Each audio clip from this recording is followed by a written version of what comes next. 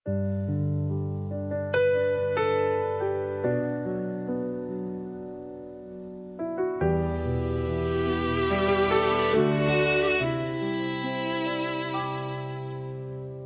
het gelê by Bethesda se poort.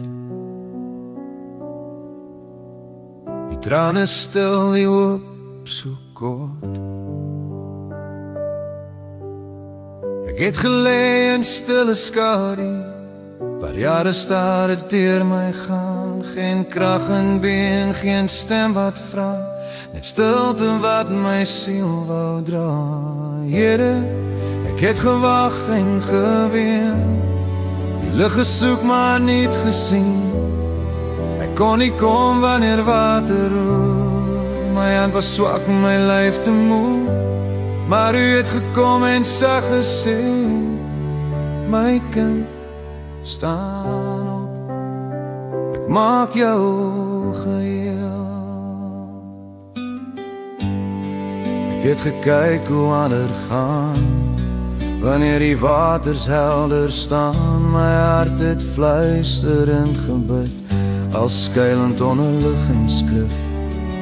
Geen mens het nooit my pyn verstaan, maar u het naby my gestaan. Here, ek het gewag en geween, die lig gesoek maar niet gesien.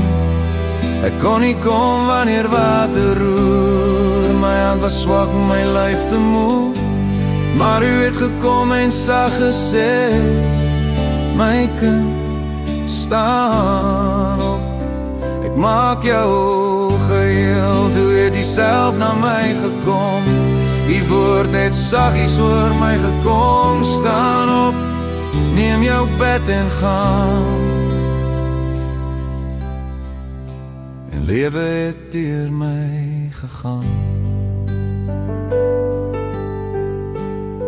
Toe het my bene weer gestaan, en lig het deur my siel gegaan. Geen water meer, niks meer net, maar u die lewe God se plan.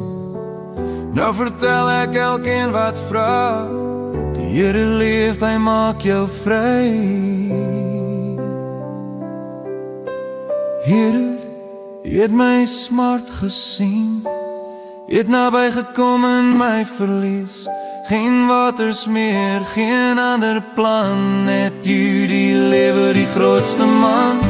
Nou loop ek vry in nuwe dag, die lam het opgestaan in krag.